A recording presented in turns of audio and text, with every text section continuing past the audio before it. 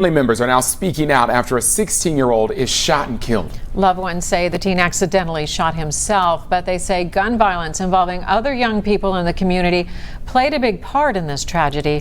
Local 12's Angela Ingram spoke to family members and is live in South Fairmount with more on how all of this happened. Angela.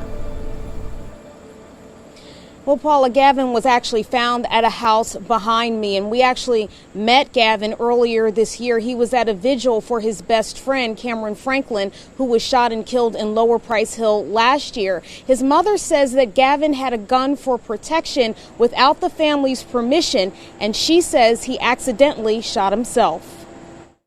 Gavin Morgan was loved by his family. His mother is still trying to cope with his death, but gives her account of what she says happened early this morning on Baltimore Avenue in South Fairmount. Gavin began keeping a firearm without my permission about 2 months ago after two other 16-year-olds got shot in our neighborhood, and the actual firearm misfired and it was an accidental shooting. Police are calling it a death investigation and have said they are not looking for any suspects, but they say they did find a gun. Gavin's mom says Gavin started feeling uneasy after some of his friends and other teens he knew became victims of gun violence. Last year, his best friend, Cameron Franklin, was murdered down on 8th and State. And about 3 months ago, two of his other best friends, both age 16, was shot. Gavin was recently at his friend Cameron Franklin's vigil this past summer. Cameron was shot and killed in Lower Price Hill.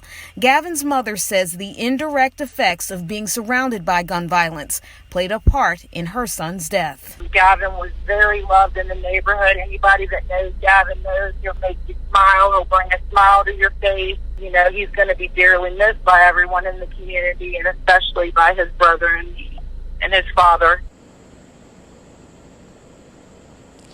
And at this point, the coroner has not made an official ruling on Gavin's death. The report simply states pending at this time. Reporting live in South Fairmount, Angela Ingram, Local 12 News. Paula, back to you. Angela, this whole thing is so shocking, and to think he actually knew other kids that were shot and one shot dead, that he was at a vigil for them. It just breaks your heart.